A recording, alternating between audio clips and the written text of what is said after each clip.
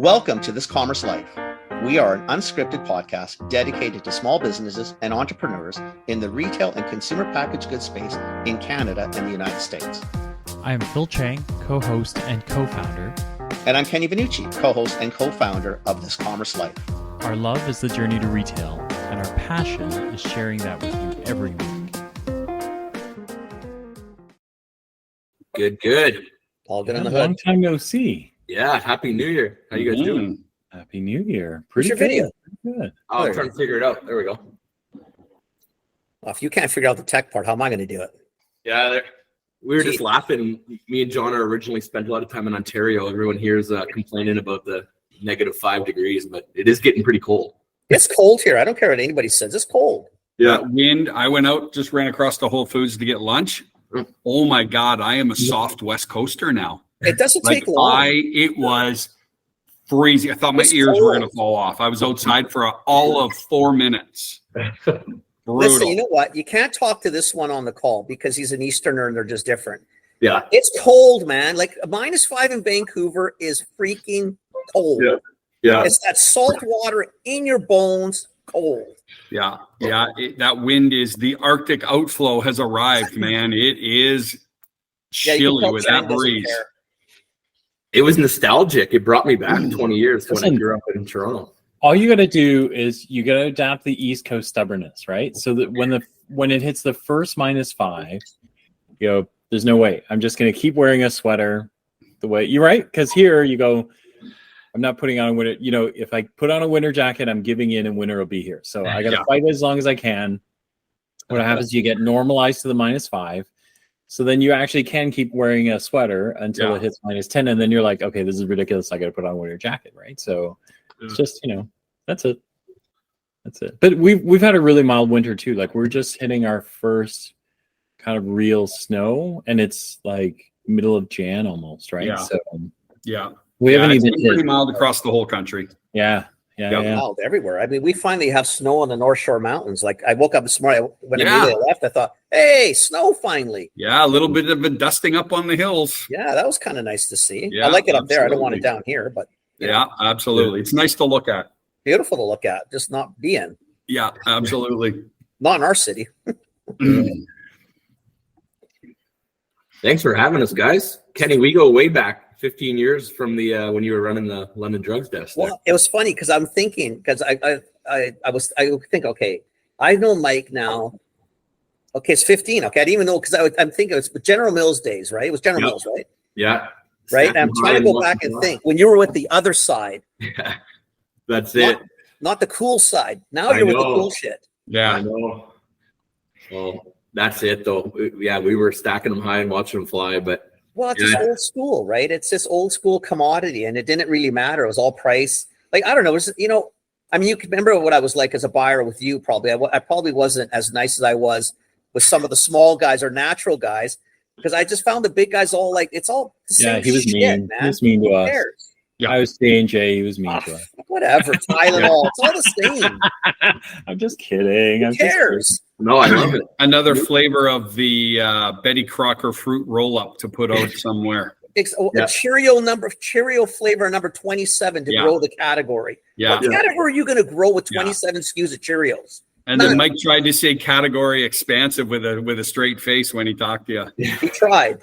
Yeah. He was young though, so he was kind of in the Kool-Aid, but not drinking too much, thank God. So it worked. Yeah. It worked okay.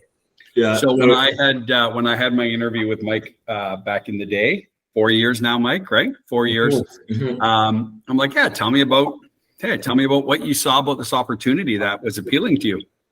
And Mike looked at me and he just had this look on his face.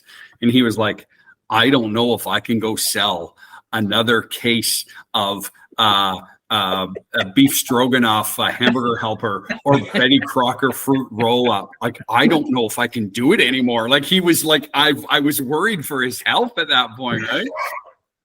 Yeah, that'll do it to you. In all seriousness, no, I have nothing but amazing things to say about General Mills. Great people, team, and training ground.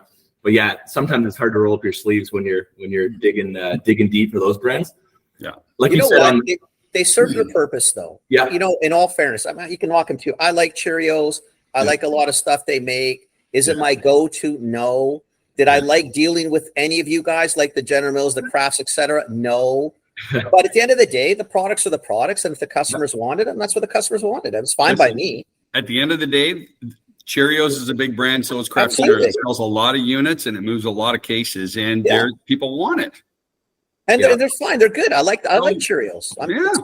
But again, it wasn't where I wanted to spend my time. I wish I had been buying beverage, 15 years ago, and I wish you were with people like this, who we'll talk about in a minute, because I would have had way more fun buying that shit, which I did. I liked the fun side.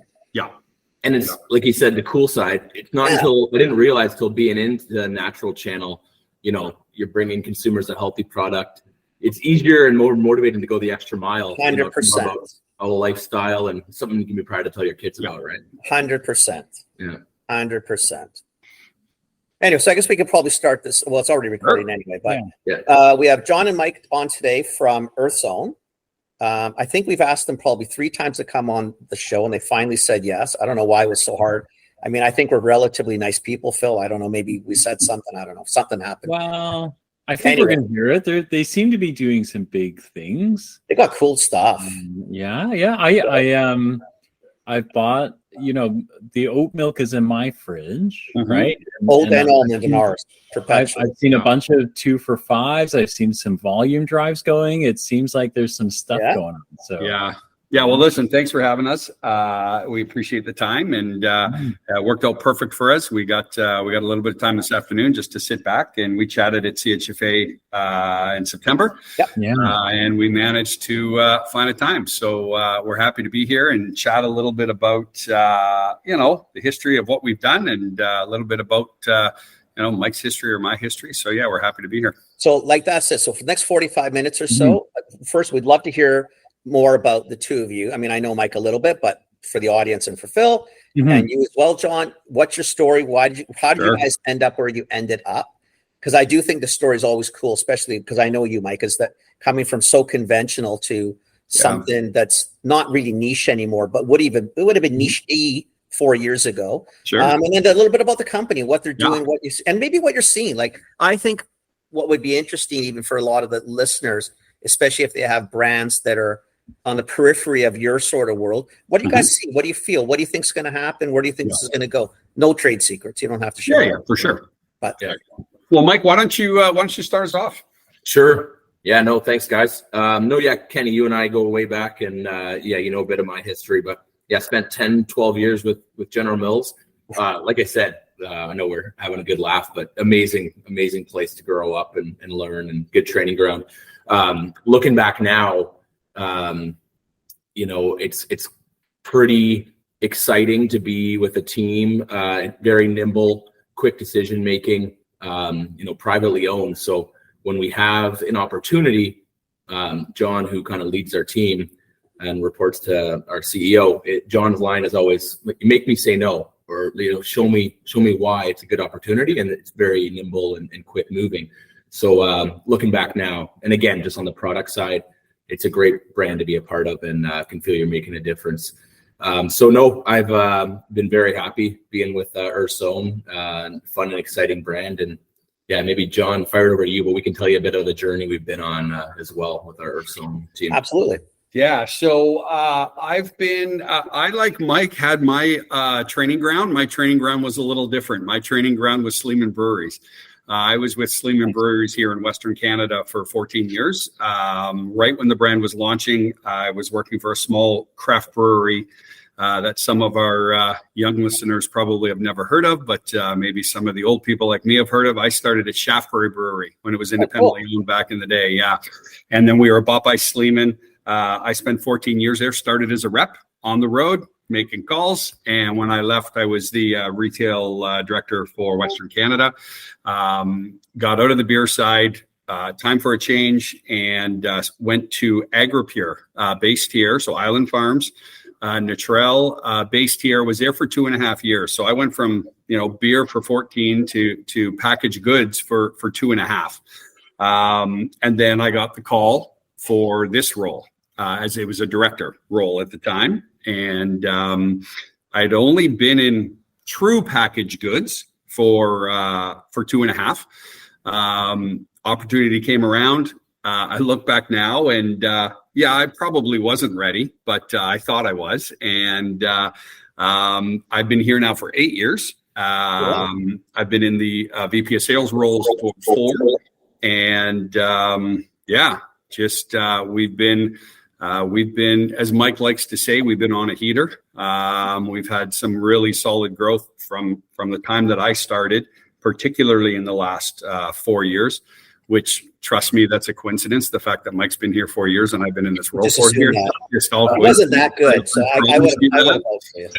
But Mike replaced me when I moved into a strategy team role. For about 9 months, I built our strategy team, which has been a huge benefit to us. And I highly recommend anybody up and coming to spend some time and money on a strategy team. And then into the VP role for the last 4 years now. So I've seen both sides of the CPG world. One of the things, and people ask me this a lot, and they're like, "Oh, well, what's the difference between beer and packaged goods?" Right? And so when you talk to beer people or wine people, they think that there's not much of a difference between beer and packaged goods. And you talk to packaged goods people, and it is not even close. There's nothing right. Your experience doesn't count. And the truth probably lies somewhere in the middle. It is harder than bev alcohol thinks. For sure. But it's a lot closer than packaged goods thinks. So there's that happy medium there. So I learned a lot at Sleeman. But boy, I'll tell you, when I got into this role 8 years ago, there were times in the first couple of weeks where I was sitting in meetings and I was thinking, like, I'm not sure what they're talking about. What have they done hiring me? Like, I'd only been packaged goods for 2.5 years, and now I'm director of Western Canada for, and so I look back and I've got an ability to tread water for long periods of time. And that's what I did. I just treaded water until I figured it out. And I did the same with the VP role. I was like, well, we'll just go figure it out. And I treaded water until it's been 4 years of treading water. So, so that's kind of how I ended up here and where I came from.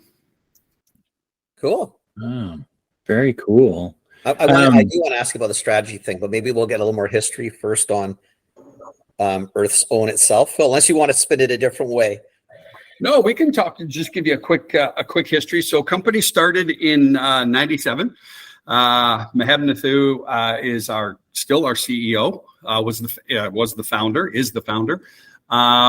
He came from the dairy side and partnered with a company out of Australia, Sanitarium, and he brought the first non-dairy milk into Canada with So Good Soy. So he started the company in 97. They started selling So Good Soy in 98. First customer was Save On Foods. 3 Skids was the first PO, and that was in 1998. So, fast forward to 2024.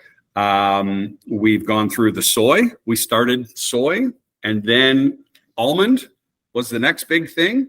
And now we know that almond is on the decline. We were fortunate enough to lead oat into the country, and we are a full 62% of the oat category. We've been out now for oat launched in 2018. We're 6 years in. We're still over 60% of the category with all those entrants coming in. Those ebbs, right? Like soy, and now we know soy is about 15% of the category, but it's stabilized. It was in decline for a bunch of years, but I think what we're seeing is it's the highest protein plant-based beverage on the market. So for people who are looking for protein, that has the most protein, soy protein. So it's kind of found its spot. Almond is still the biggest segment of the category, but is starting to decline. And oat is the fastest growing. And we figure in maybe 12 months, oat passes almond and fresh. It already has on the shelf stable side. So when you go buy your barista or your single serves or your shelf stable product, oat sells almond in that category, and fresh, it's still the other way around. And that's driven primarily off the barista product that is for coffees and lattes and all that stuff. Right. Yeah.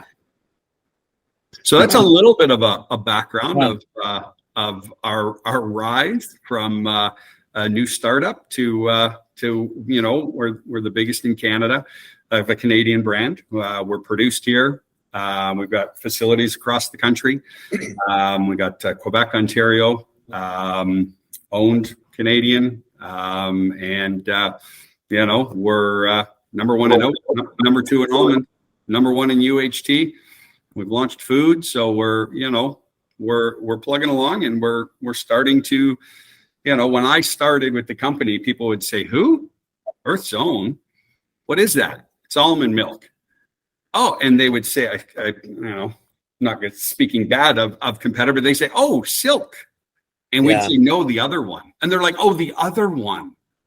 Like they had no concept of who we were. They didn't know who you were, right? They knew there was another Sure. brand The other guy, when they went and bought their Silk, that there was another brand. But our branding, we really, we can talk about that as we go on. But 2018 was probably a real turning point for us, where we blew the brand up, and it was really, this is it. This works or it doesn't work. And our marketing team did a great job. Our R&D team did a great job. And here we are today with massive year over year growth. Well, I'll give your R&D team the credit, because what sold, like, we have it in the house. So we used to be pretty much all dairy. And then my son went on, he's still on the health kick for years now. And we were looking for alternatives, and I didn't really care for soy. I didn't like taste it, to be honest. So I'm with you. Bringing in. I'm with you. Too beanie. Yeah, I'm not. Yeah, not my thing. Yeah. And the reason we gravitated to you, to be very frank, was calorie count. Mm-hmm. Right. The calorie count, especially if you go to the natural unsweetened, is very, very low. Mm-hmm. Yeah. Right. So it's super easy for him. And I like the taste, because it didn't taste like, it tasted in my head what it should taste like. I don't know if that makes any sense or not. Yeah. And I didn't need flavor. I don't need chocolate. I don't need vanilla. I don't need a shitload of sugar. I just needed a nice plain almond. And then when the oat came out, I feel like we're following trend in this house, because now it's more oat than almond. Yeah. So see, we're part of the trend. I feel like at least I'm on a wave. Yeah, there you go. We got something coming for you in a couple of months. We'll let you try CHFA this year. That's where we're rolling out. Okay. Well, talking about the taste and the mouthfeel, and 2018 kind of being our turning point. And John was like, when I started, I did get lucky starting at 2018, because it was our R&D team and marketing team working years before that, developing an oat extract facility. So our oats are done using an enzyme. So it's an enzymatic process that breaks down the oats, versus other competitors uses an oat powder. It's much more of the Betty Crocker mix versus kind of making a homemade kind of special. That explains the mouthfeel, though. Yeah. It definitely is, because it's not that powdery, nothing. Yeah. So we've done, and it is, I look back and the year we really took off was 2019. And I had a board meeting a couple of years ago, and we were kind of laying out what's happened in the last 3 or 4 years, because we saw this massive growth from 2020. So a lot of it was, it's just COVID. And so as we started to dig back, and I kind of tried to line everything up, it really started in 2019. And I've said this to the team, I've said this to the board. The reason that we're where we are now, it's because everybody did their job. Everybody knew what their job was, and everybody was pulling on the same rope. So R&D created a great product. It was clean. It was the first of its kind. The IP is there. We've built this processing that takes whole grains, same thing that you make oatmeal with, and turns it into liquid. They made a great product. At the same time, marketing blew the brand up. It blew it up and started from scratch. Like it looks nothing like it used to look. At the same time, oat was starting to tick. We went to our retailers. Our strategy person at the time came to me and said, we're really having problems keeping stuff on shelf. We don't have enough room on shelf to hold, and we keep running out. There's gaps. There's always out of stocks out there. So we partnered with Mr. Doucette. Why am I forgetting the name? Field agent. And we said, listen, we want you to go take pictures for 4 weeks of all of these retailers for a month. And they rolled through, I want to say 300. And we went through and figured out, if you're out of stock this many times for this many weeks at this many stores times this many dollar sales, here's your problem. And we ranked everybody, and we went and saw all the customers and said, here's your biggest problem. You're losing customer A, big national retailer, $1 million a year in out of stocks. And we just need you to go from one spot to 4 spots, because here's our velocity, here's how it's growing. And they did. And that happened in 2019. So we had our top 4 retailers triple our shelf spacings in 2019. Well, what happened early 2020? We hit COVID. So I started this role March of 2020. The next week, everybody was at home. I was like, hey, John's our new VP. We'll see you all in 9 months. So we had expanded out all of our retailers. 80% of our business, we tripled our spots. We were ready to go for the onslaught of COVID. We didn't plan for it, but that's what you need to do as a supplier. It's not always the sexy things of like, oh, I'm selling a new SKU. I've got a new flavor. It's the blocking and the tackling. I need more spots on shelf because you can't hold it. When you put it on sale, you're out of stock. And if you show the retailer the problem, you're losing $1 million from one retailer. So we got that done, and then COVID hit. So we had a great product. We had a great brand. We were in mass distribution, and we had lots of room on shelf. And people were looking for other things than dairy. And they came over and tried out. And that was a bit of the beginning. So we had, of course, everyone has the big COVID spike, right? And then the following year, when people got to it, they didn't hit the COVID spike. No. They were under. So we had our COVID spike. It came around the next year. We passed our COVID spike, and then we accelerated off of it, which creates mayhem for the plants. For sure. Mayhem for the directors and the BDMs, because we're running at a 70% fill rate because we can't make enough product, because we've doubled and tripled our business in under 9 to 10 months. So it was hairy times. A lot of we always kind of joke to the team. This is when you come to work with your lunch hat on. Like, this is it. The hard hat comes out that we are going to take flack for the next year. And we told the team, it's coming, be ready, and we'll keep you up to date as much as we can. But I'll tell you, this is probably the most resilient team I've worked with. They have taken, man, the last 2 or 3 years, we all know the challenges, and they have taken some beating, but we've gotten through, and capacity's kind of fixed, and we've expanded and all that stuff. But it's the turning point was right around that time, and it was everybody. R&D, marketing, and sales. You all do your jobs, and guess what? You're going to be successful, and everybody pulls on the same rope, and there's no egos. It doesn't have to be the sales responsibility. It doesn't have to be marketing. Everybody has a role. Go do your role. It's hard to do though, right? Like it's not a. Sometimes we just did a webinar this morning. It might happen, kind of once or twice, right? Like you think of the number of companies that you've worked at where for sure there was a moment you went, guys, just if these two groups are pulling, this last one isn't, just if we could get it together, right? And or if they're pulling in opposite directions, right? Yeah. Totally. I think going back to the blocking and tackling, that was, going back to the fundamentals of 101. We all know the levers we can pull, distribution, price, promo. And then it got to the point, inventory management, again, not the sexy stuff, but needs to be a key pillar. So we all know the 80-20 rule. It's really similar in plant-based bev, where it's super top heavy. Core brands and key SKUs are you need to have that holding power on place.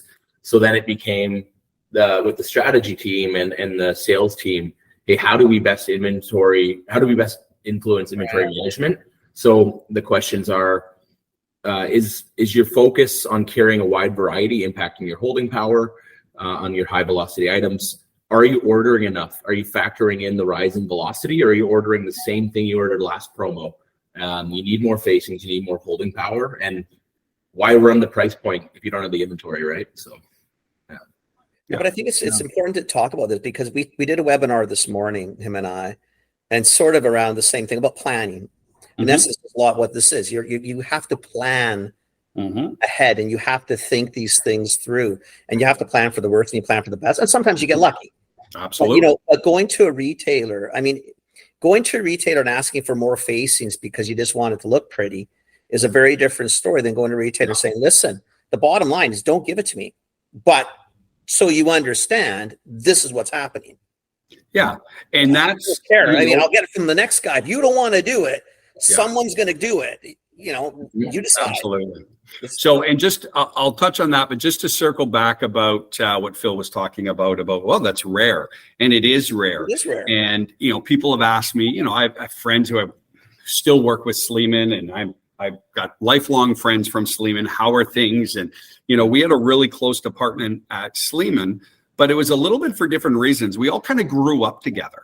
We all kind of started in the West, and it was like the wild, wild West, the early days of craft beer back in 97, 98, 99, where it was, you could just work hard and grow. So we grew up together. We became really friends and family. This is more of, and not to say that, the VP of marketing, Brittany Hall, who does a great job, and Paraness, who's our VP of R&D, but we all respect each other and understand what our roles are. And I say this a lot to my team. Our job as a sales team is to execute marketing's plan. Full stop. That's our job. So don't think that, the reason we're successful is us. If marketing doesn't put this together, if R&D doesn't give us a product to go sell, it doesn't matter. Doesn't matter. So we've really tried to instill to the team, and this is something that I was told when I was quite young, that kind of stuck with me because I used to ride the roller coaster, the sales roller coaster that we've all heard about, the highs, the lows, the highs, the lows. And we've always tried to say to the team, listen, don't get too high, don't get too low. When you're doing really well, it's not all you're doing. But when you're doing really poorly, it's not all your fault. Right. Just stay right in the middle, right? Just stay calm. It's, at the end of the day, we're not curing cancer or saving the environment. We're selling, plant-based milks, and we're out there having fun. We're a fun brand. Don't take yourself too seriously, but come to work hard, but don't ride that roller coaster because it can be exhausting. So we really do. Each department understands what each other does. Brittany and I started as directors at the same time. We're now VPs of our respective departments. Perrin has always been the head of R&D since both of us has got here. And I understand that Brittany's very good at what she does. And I understand that Paraness is very good at what she does. And you guys go do your job, I'll go do my job. And at the end of the day, we're all pulling on the same rope. And that's how it works. No egos. I can question her. She can question me. I can challenge her. I've got a meeting here in about 15 minutes. And she said to me on Friday or on Thursday, think about any questions you have and don't drop any bombs on me. I need your support. So she's very clear. Like we're very, right? Which is good. We have that open relationship. So it is good. So I just want to kind of circle back to that just to give them a bit of a shout out. Yeah. As far as retailers, you got to bring them a story. The best story wins. Best story wins. So when you can come to say to retailer A, you're missing $1 million. And we've done this a number of times. It takes longer. We don't roll a wheelbarrow full of money into someone's, back door. We're just not that company. So it takes longer. You have to show them and show them and show them and show them. And after a year, they're going to go, you know what? You're right. I do need this. We had a retailer who we've been trying to get our products into for a long time, years and years and years and years.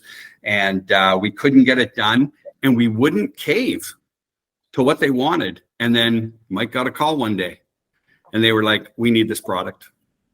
And we're like, yeah, you're right. You guys are putting we've been telling you that. They're like, we're under indexed in oat. We're losing consumers to oat because we don't have your product. And we're like, yeah, I know. We've been telling you that, guys. But we got it done. Yeah. We got it done on our terms.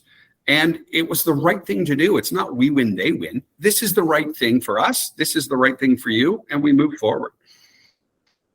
It's hard though on that one too, because I think sales in general, no offense, Mike, because we're all in the same boat. Buyers are just as bad. Ego can get into the way real fast, real fast. Big corporations, silos are a reality, and everybody protects their own. Yeah. Private companies a little smaller, in theory, you should be able to I guess, fiddle fart around with that. But I guess what I was going to ask you, because you started at the beginning talking about the strategy thing you did, which I'd like you to expand on, is that part of this thing you're talking about, how to manage? Because managing sales and marketing, even though they're together, seem to fight more than anybody else in the building all the time. And neither of them is wrong. Yeah. If you ask them. Yeah, absolutely. Absolutely. Yeah, no. And listen, we've launched SKUs where we've been like, oh, we don't know if this is going to work. And it hasn't. But that's okay. Like, you're not going to launch. Like, I've always said to the teams, as long as we're in distribution, as long as we're priced right, as long as we're on promo, as long as we're positioned well on the shelf, if the product doesn't work, it's not our fault. Yeah, move on. Over to them. We did our job. So, it's, you do have to put the egos at the door. The sales guys are always, and I don't want to speak for Mike and all the sales guys, but we all have a little bit of that in us. We'll get it done. We got it done. We got this listed. We got this. There's a little bit of a, sure there is. We're kind of, we're walking the walk, and we can puff it out a little bit. But there's one thing to do that, and there's one thing to let it, overtake. Yeah. Like for me to think that I can do a job better than Brittany in marketing, that to me is that's now arrogance. It's not ego. Yeah. Right. That's where I think the line comes a little bit. And as a sales guy, I always say, like, what about this?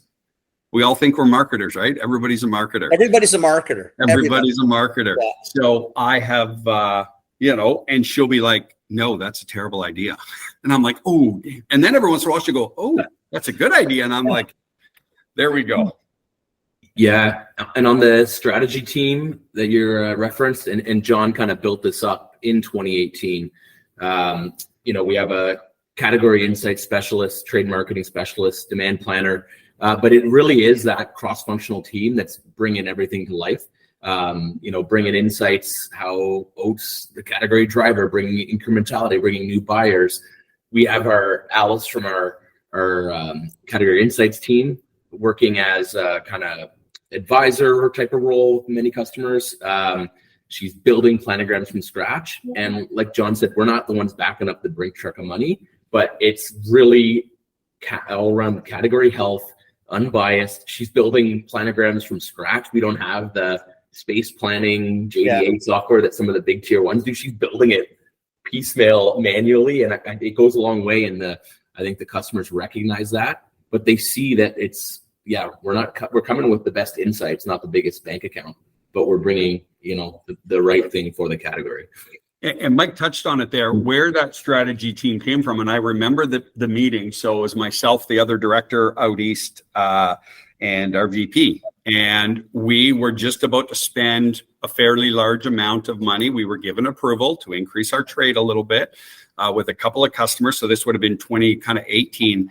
And I remember sitting there going, guys, we can't win the fight this way. Slippery slope, baby. We can't outspend our major competitors who are multinational companies. We can't do it. We have to do something different. So we started to build this team out. I was still the director in the West at the time. We started to build this team out. We hired somebody, didn't work out. They were here probably 4 or 5 months left. And I was like, oh, we got to get the next one right. We can't keep burning through people. And I was in my head like, do I want to do this? And I wasn't sure. And I was on the fence. And my VP came in and she shut the door. And whenever she came into the office and shut the door, I was like, oh, what's happening here? Right? So Danielle Pearson, who's now the president over at Pacific Fruits, she shut the door and she's like, do you want the director of strategy role? And I was like, I don't know. Give me another week. She goes, have you been thinking about it? I said, I've been thinking about it. She's like, okay. I said, give me a week. And I was coming back from Saskatoon, layover in Calgary. And I remember sitting in the Calgary airport, just putting my thoughts into a deck, like just what does it need? And I kind of built it up, and I was like, yeah, no, if I can get this, I'll do it. So I met with her and I said, listen, I will build this strategy team, but here's what I need. I need a good category person. I need a demand planner. I need a proper debit analyst person. This role goes through you. Everything. R&D comes through here. Ops come through here. Marketing. This is the hub of the sales team. And I will work with you and everything will come through me and I'll bring it up through you. And she was like, check mark, done. So we got to build up this team. And now we've added a trade marketing manager. We have a manager running the team. So it's a team of 5 and hugely important, hugely behind the scenes. You never know they're there. Right. Our demand planner, and it sounds, again, the very unsexy part, right? Our demand planner, you gotta forecast properly, or you're either too much, too low. We all know what has happened with borrowing costs, and you run too much inventory and it's sunk money. It's dead money, and you don't run enough and you're running fine. So, we've got some very, very talented people on that team. Our category person is fabulous. And we've got a new trade marketing person there. And they bring a ton of value. It's 5 bodies that aren't in front of customers. Now, Alice is a little bit. Alice is our category manager. Mm-hmm. But the effect that it's had, it allows us to build I'm going to build a food presentation built off of fact that is very fair. And here's the food category. Here's where we fit. Here's what we need. Here's why. Here's what we're going to offer you. You need to expand it out because here's the opportunity you're missing.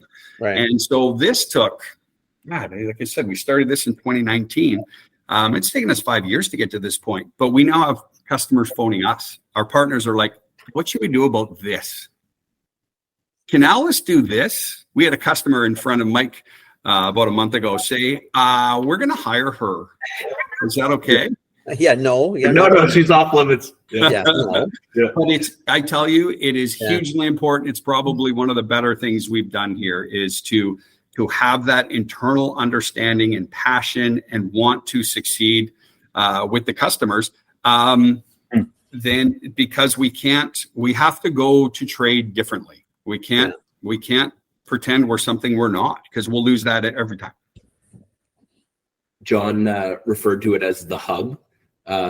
It's a long story how it then became the hive. There's a colleague with a mother as a beekeeper, and everything that runs through the strategy team, the hive. And I remember Andrea on our team looked over at John, said, "So does that make you the queen bee?" And John was like, Sure, whatever. That was my nickname for a year. I said to the team when we started, I said, what, like we had a team meeting and we put a vision and a mission statement together. What do we want to do? What do we want to do? And Andrea equated it to a hive, and her parents manage bees, and I didn't know it, but just the way she equated it to, I was like, the hive, that's perfect. And so we kind of pitched that out to the team. We told the team, this is what the strategy team is going to do. This is what we're responsible for. We're the hive. And sure, and I don't know if it was Andrea, or it might have been Danielle, was like, does that make you the queen bee? And I knew it was going to come at some point. So that went for about a year until I got into the VP role, that I was the queen bee of sales. Yeah, just embrace it. What the hell? Yeah. Okay. Danielle's like, hey, if you don't make your numbers next year, you have to do your presentation in a bee outfit. Like this is stuff that used to, yeah. So, I feel like with a name like that, it doesn't matter if you make your targets. I feel like, yeah. Don't you think, Michael? Like I just that's it. I was texting my General Mills buddies to get a hold of the honeybee costume. Absolutely. Yeah, Mike's like, we got a honeybee costume from Absolutely. Yes, I think so.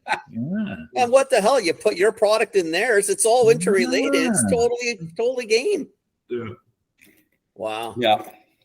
No, I think it's good. Well, I think it's a huge part of our success is having that internal understanding that this is important, and letting those people go do those things.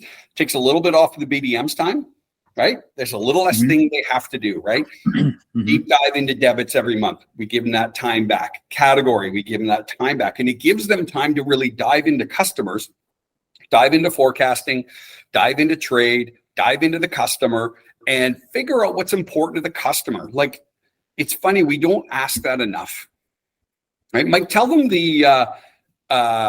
this story about our partner who the reason he loved Claudine so much.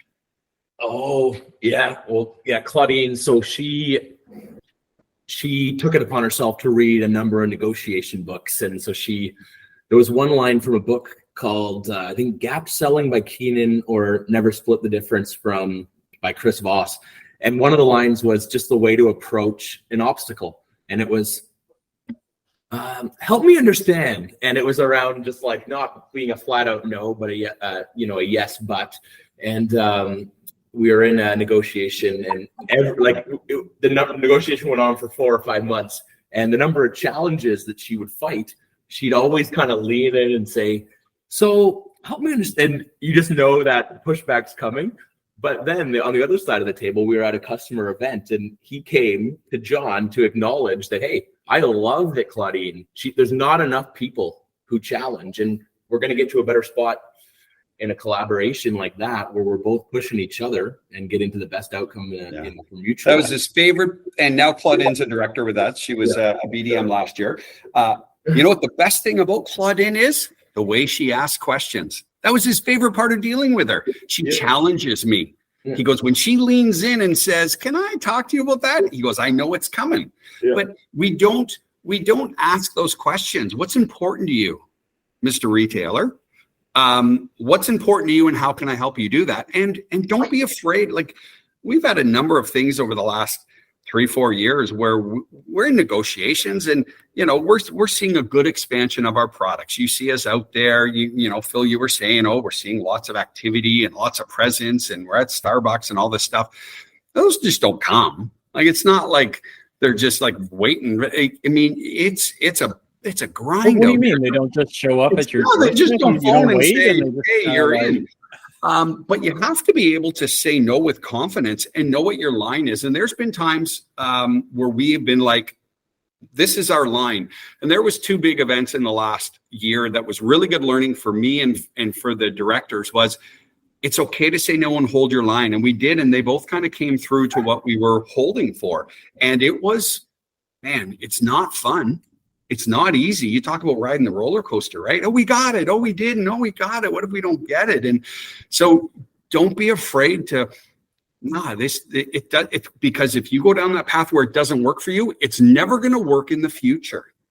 I think that's important, because we remember, a lot of our audiences in those probably 1 to 10 people, they're maybe at that $1.5 million, and they're at that point where you're trying to tell them, listen, you know your business, you know the money, you know what you need. Why are you agreeing to shit that you're never going to be able to get out of? I mean, if you look at it, and Michael, you and I could talk, because if we come to the CPG, if you think of all the shit that we're in now, this was all created 25, 30 years way before our time, because both sides capitulated all the time.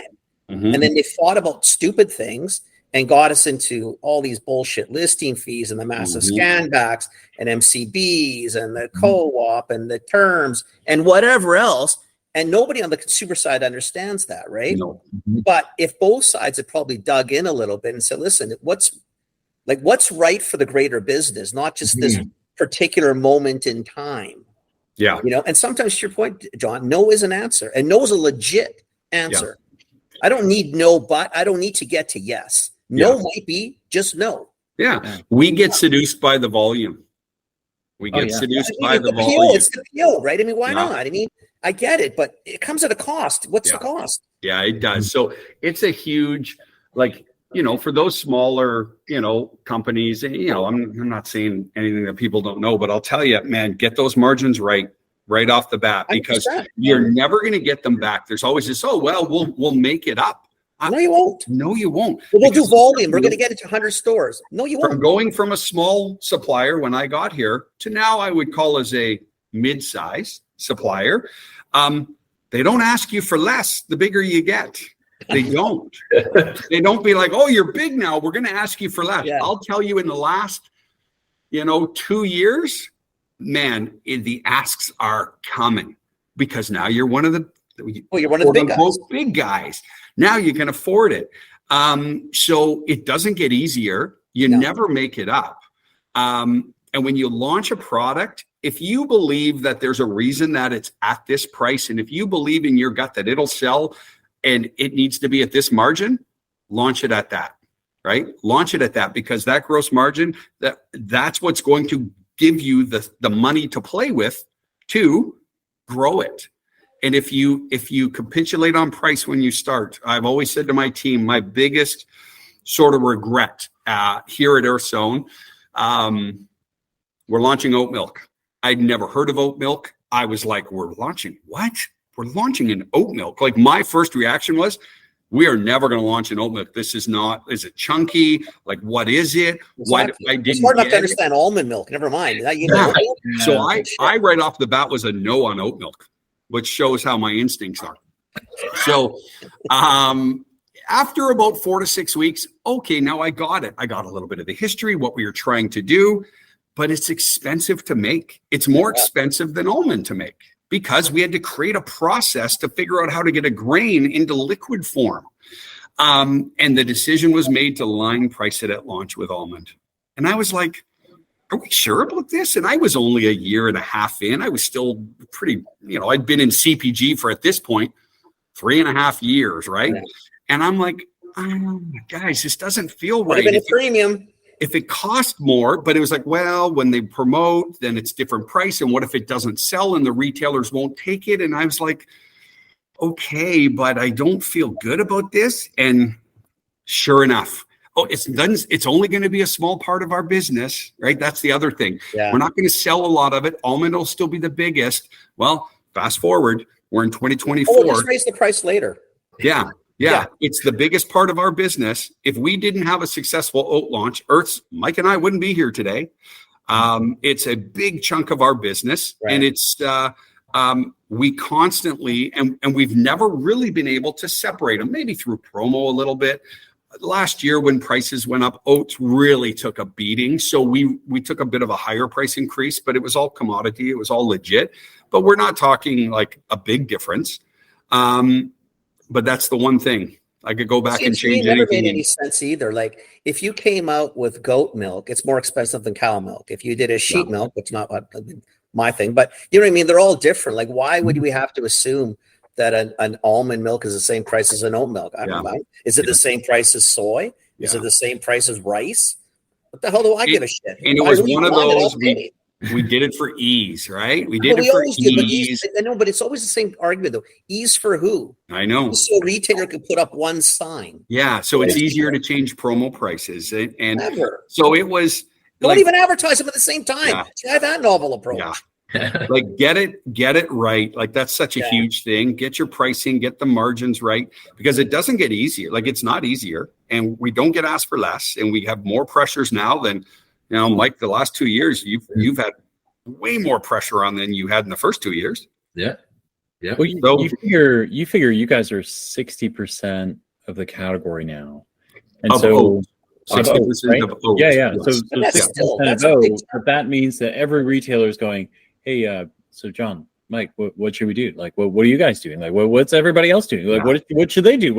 So it's not, and then. Oh, hey, by the way, last month, you guys were only 50% of the sales. Like, what the F, guys, right? Like, you're going.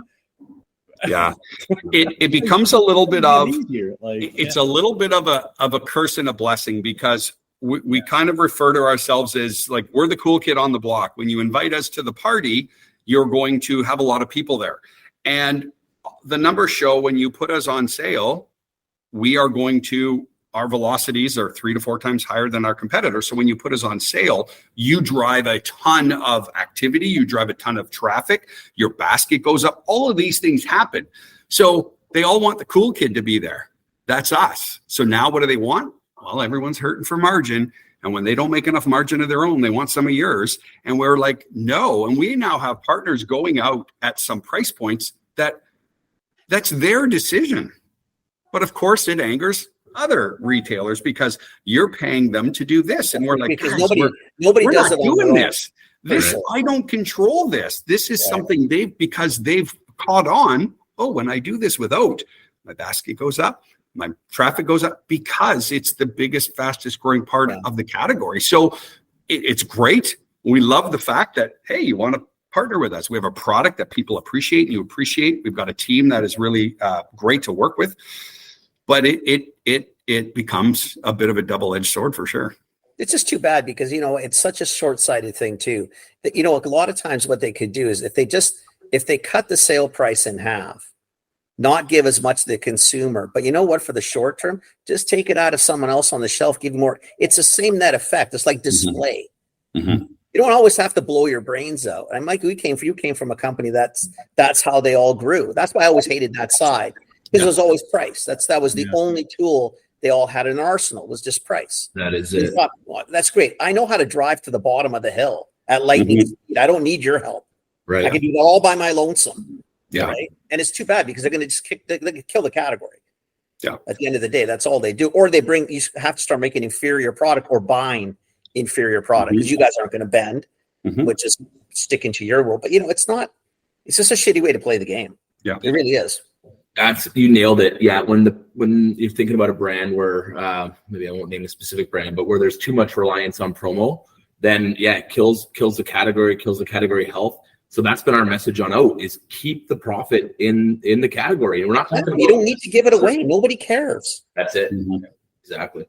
Yeah.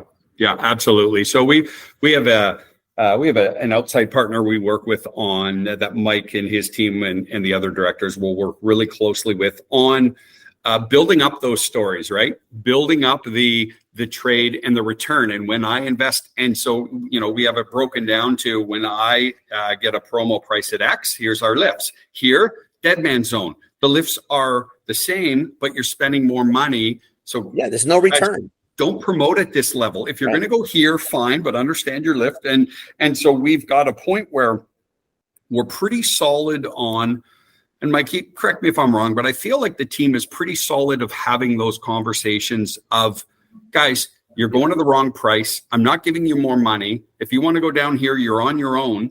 But this is what makes sense for Earth's Zone. Right. If a 2 for $7 makes sense for us, that's what we're shooting for here. We're shooting for a multi. We know multis work. Multis work. Multis work hands down. If anybody ever asks, do multis work? Yes. 100%. They just do. We see bigger lifts, all that stuff. But they work at this level.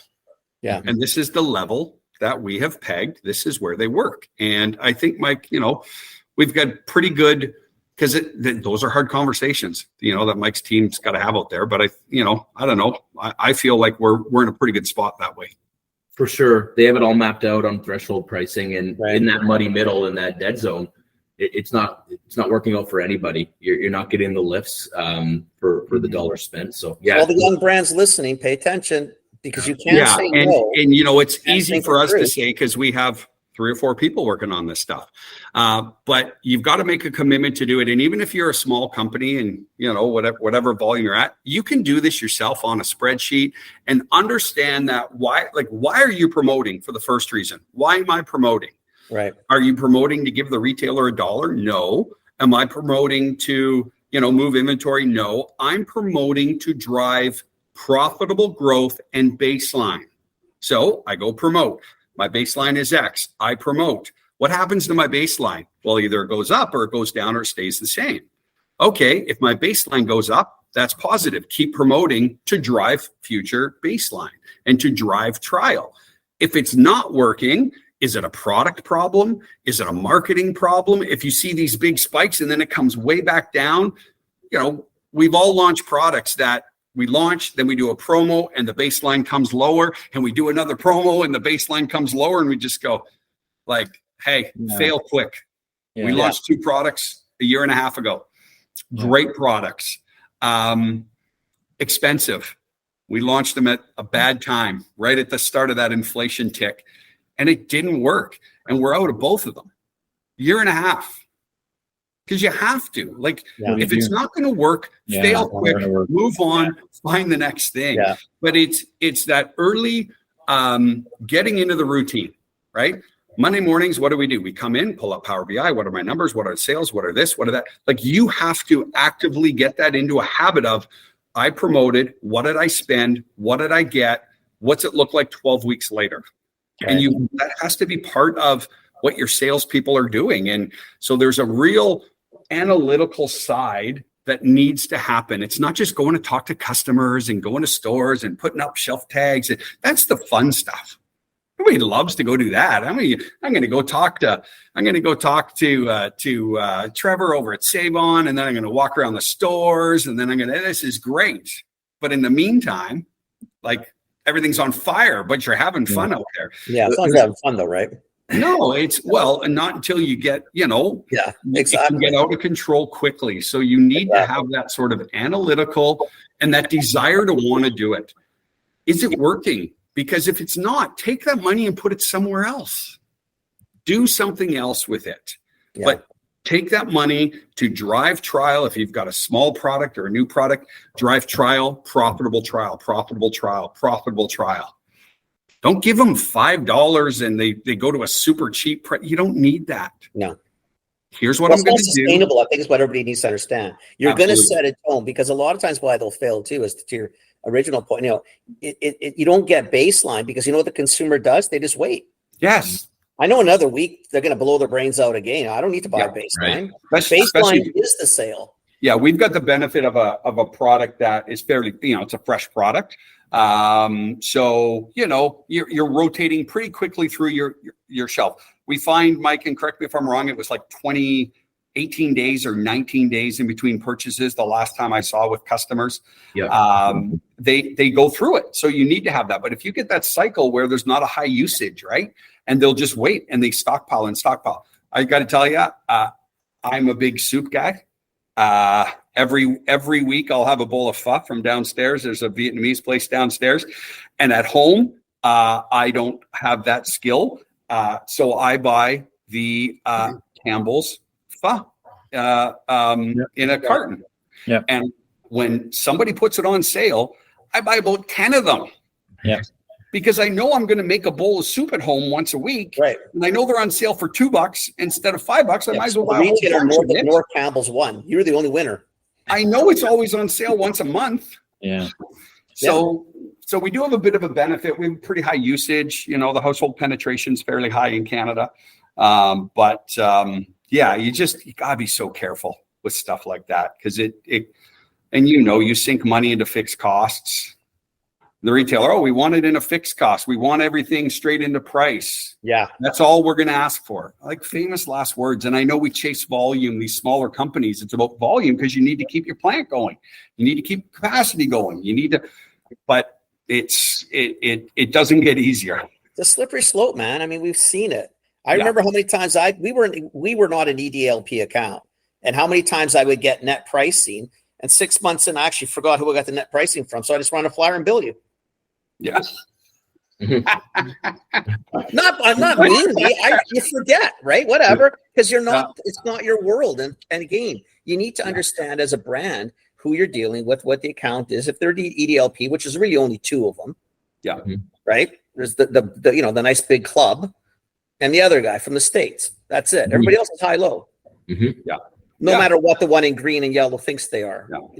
And I will say now, one of the things that we're hearing, and I do a lot of work with the FACP and code of conduct and stuff like that. But one of the things that somebody, that Errol had told me a couple of weeks ago, and we're starting to see it on our end anyways come to fruition, is a lot of push for EDLPs. We just want an everyday low price, put it into cost. And he had told me about 8 weeks ago, listen, this is going to start bubbling up. He deals with a lot of the other retailers, and just gave us that heads up. And, I told my team, hey, listen, and we're starting to see it. So if you're not seeing that yet, be prepared that conversation is going to come. They want it all into cost. Just careful. Be careful. I'll tell you. Once it's in, you lose control, and you don't get it back. That is dead net plus. Yeah. There's no such thing as dead net. Yeah. It's always a plus sign. It'll always be sooner or later, there's a plus sign. I'm going to tell you guys, is guaranteed there's a plus sign. Yeah. Yeah. So Mike's team's had a couple of those calls in the last little while. Yeah. Okay. So just be prepared. That's coming. EDLC. Yeah. We'll control the price for you. Just give us the money. We know you will. You'll control a lot for us. Yeah. Don't worry about it. We got it. You got it. Trust us. Trust us. Yeah. Famous last word. What's your bank account number again? Just trust us. Yeah. We got it. Don't worry. Trust me, bro. We'll talk to the judge at the bankruptcy hearing. Don't worry about it. We'll be there for you. Yeah. Guys. Anyway, boys. This is amazing. Thank you. Thank you so much for coming on. Thanks to you guys. For a lot of young brands. I think you got a lot of stuff out there. Hopefully some young brands are just listening and really trying to understand what you guys are trying to tell them. Because you speak from experience, you've done it, and you've actually held your own. Like, you're still not buying into it, which is good. Yeah. Listen, we're in a very fortunate spot. We've got a great founder and CEO, and Mahabi's very, very supportive. We've got great brands. We've got great people.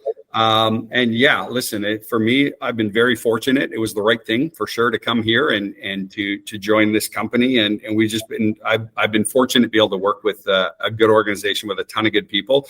But yeah, we've done a lot right, but we've done a lot wrong, right? You figure it out. So there's always a lot of those small, and you see a lot of partners out there. Listen, like I said, I'm trying to work a little more with the FHCP and stuff like that. I'm on LinkedIn. And so last name's Danyluk, John Danyluk Ursone. If anybody, for those smaller retailers, like, hey, I'm struggling with this, or this is a challenge. Man, don't be afraid to. Well, that's awesome. I appreciate drop that. a line. Find us LinkedIn in the podcast notes. We'll put Michael and John. Okay, yeah. Because it is brutal out there, right? Sometimes you just need someone to talk to, and I know a lot of those companies do. But listen. I'd be more than happy. Listen, Mike runs a good team. He's a great manager of people. He can say no with the best of them, but he is always fair. And he's always equitable, and we do give sometimes because it makes sense. But I know Mike would, and I don't want to speak again for you, Mike, but I'm sure he would be, more than willing to take a call or two or a DM or two to say, hey, listen, what do you guys do with this? What do you do with that? Hey, we're all sort of trying to work our way through these last 3 years, right? We're going through stuff we've never gone through before. People are just we're making it up as we go. There's no playbook. No, not what's happened in the last 3 years. No, we've never seen it this. We've never had this many issues, uncontrollable issues come at us in the last 4 years. And I tell you, we're lucky because we've got a little bit of critical mass behind us, right? It's brutal. Like, as much as a challenge for us, I will guarantee that for a smaller company, it's even that much more challenging. Yeah, we do have a little bit of we got some critical mass behind us, and if we've got a challenge, they've got a challenge times 10. And it's a grind. We all have to, realize that and help where we can. And sometimes it's to, just lend an ear, and sometimes it's to say, hey, here's some things we've tried. I don't know if it'll work. And maybe it'll work and maybe it won't. I mean, that's just what, that's what everybody's doing right now. So. Yeah. I appreciate it. Thanks, guys. Yeah. Thanks, you guys. Thanks so much. Gentlemen, you guys have a wonderful afternoon. Thanks very much for coming on. You bet. And I think you gave up probably more information than you actually think you did. When you hear it back, 100%. you might have to sit there and figure out, geez, I should have wrote a book or something. But I was going to say that was a fast hour. So Mike had booked it in my calendar for an hour and a half. And I was like, okay, good. And he goes, the first half an hour was just to get ready. And I was like, oh, they're going to ask us one question. And you and I are just going to talk for an hour. They won't have to speak. So you guys were if you ever need to fill an hour, if you ever need to kill an hour somewhere, just have the Earth's Own guys on and ask us a question, and we'll just ramble aimlessly for an hour. Anybody's looking for people to do presentations, you need an hour filled. These guys can do it. Just get one question. That's right. I'll say to you guys is what Kenny and I do a lot of. We do some YouTube shorts, like I like that 10 minutes and under. And I think as you guys, it's going to be an interesting year. So I think if you see stuff in market that you want to talk about, shoot us a note. We'll shoot something. Yeah. We'll throw it up on YouTube. It's a 10, 15 minute, but if it's something that's insightful, something we see. I mean, you're talking about you do stuff with the grocery code of conduct, which Phil and I have no idea. First off, I don't think it's going to work. Two, we don't know anything about it, so it's probably unfair to think it's not going to work. Yeah. But if you want to even share stuff like that and get us changing our look at it, we would love anything like that. Love it. So anything retail you guys want to talk about anytime, 10, 15 minutes. So it's got to be like a quarter question. You can't do an hour. 15. Listen, you know how to get in touch with us. Fire us a note, and we'll figure out how to make it work. Likewise, if it's something you think might be interesting for people to hear, Yeah, good point. Or whatever you're doing in a couple of months that we need to know about. if you want to even talk about that, or Phil picked up on that. What are you bringing out in a couple of months? What's the game changer you're bringing out? Well, we're Come waiting. See it today. We'll let you try it. Maybe we'll send you some. We'll do maybe a YouTube on that. Yeah, I'll let you boys go because we've already taken enough of your time. But it might be a good one because we think it will be category expansive. We think it'll be somewhat changing of the changing taste of the consumer, right? What does the consumer want? And that changes. So it depends on what you guys want to do. But if you want to do it the week before, we could launch it so that actually people, because I think one thing we try to help CHFA with as well. Oh, okay. That's a good idea. Is to get people more excited at the show so they actually search you out. Great idea. Or unfortunately not bump into you, which is even worse. So if you want to do that before, like a week, so it's not too much time, let us know.